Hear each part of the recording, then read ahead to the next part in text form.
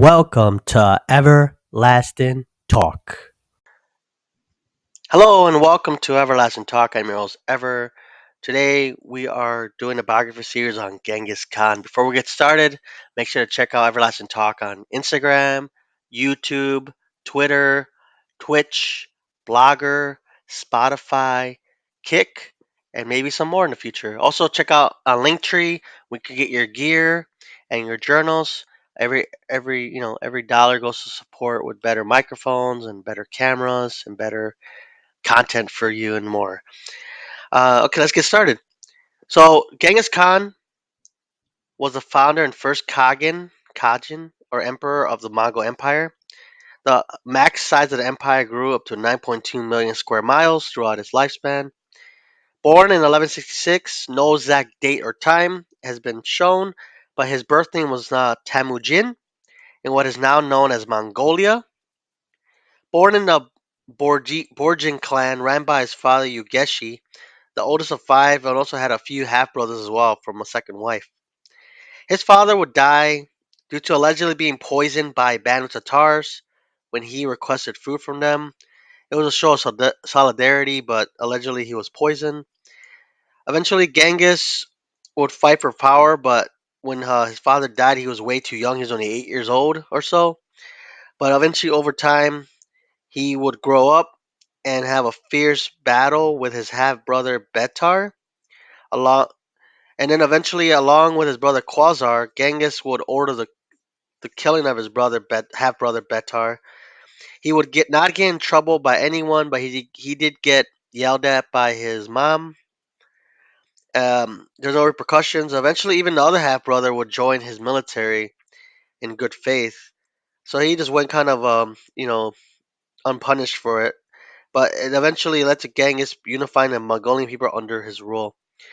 He would marry his arranged marriage partner, Borti, was selected by his father Ugesi before his death. His army would grow and eventually starting defeating his enemies such as the Tatars, the Tayurids, and more. More. Usually, he would behead the enemy leaders and also boil prisoners alive, leave no prisoners, but leave no prisoners. Um, he he instilled his army with a sense of discipline, loyalty, and unity. His campaign was marked by their speed, tactical brilliance, and adaptability. Can I say that word?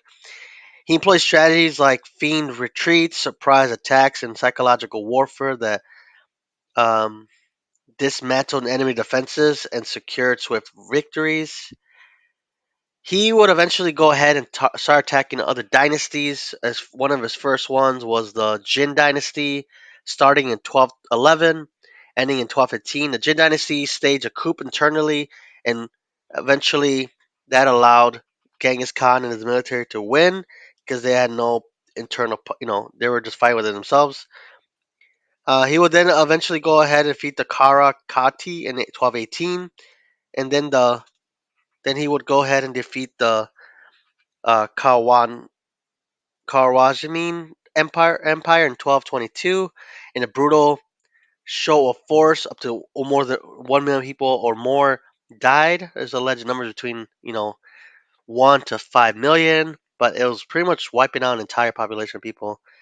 And he was just expanding. So, and then in between, there was the Western Zaya dynasty was taken to by the Mongols early in 1210, but they didn't want to help the Mongol Empire go after the the Kwarahiman Empire, so it ensured the wrath of Genghis and his army. And during his campaign, Genghis would actually pass away on August 1277 uh, due to undisclosed reasons, but was kept a secret until the Western Zaya dynasty and its capital fell. The surrender led to the brutal and wiping out of the entire Western Zayan civilization. So pretty much committing ethnicide. So pretty much committing an entire ethnicity. He was buried allegedly in the Kante Mountains. No exact place due to not wanting enemies to know where he was buried. Um, we tend to forget that he's also did a few other good things. I mean, we talk about the bad right now, but some of the good. He instilled reforms, promoted trade and cultural exchange.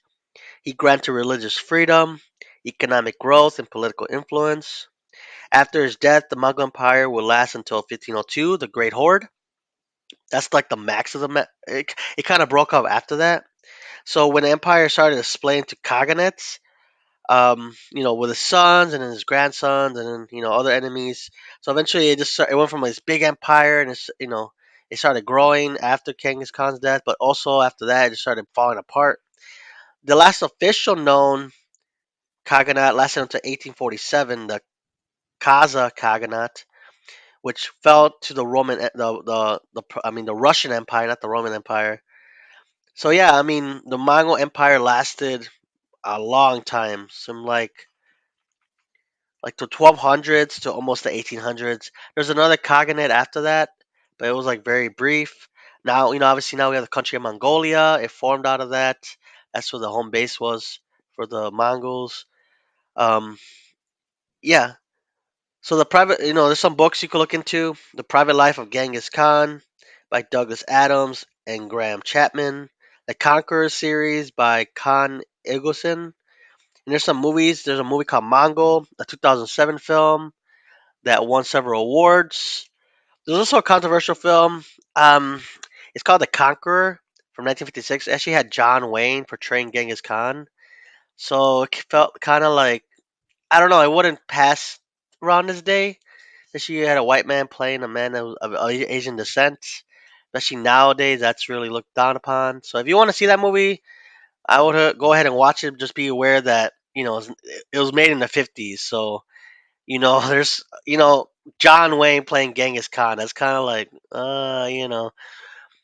But yeah, Genghis Khan's legacy extends far beyond his lifetime. The empire he built, known as the Mongol Empire, laid the foundation for centuries of cultural exchange, like I said, economic growth and influence. His descendants continued his vision, contributing to the growth of the empire, leaving it an inevitable mark in world history. He's remembered not only as a military genius and conqueror, but also a visionary leader that united disparate tribes and shaped the course of Eurasian history.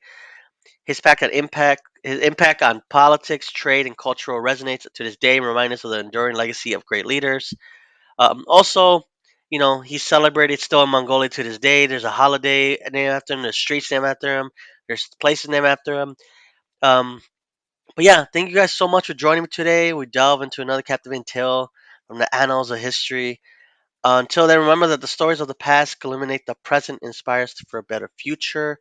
Yeah, make sure to check me out on social media on Instagram, YouTube, Twitter, Twitch, Kick, Blogger, Spotify, and more. Don't forget to also, get your merch so help this channel grow. Like, subscribe, and follow. And thank you guys so much, and I'll see you at the next one. Bye.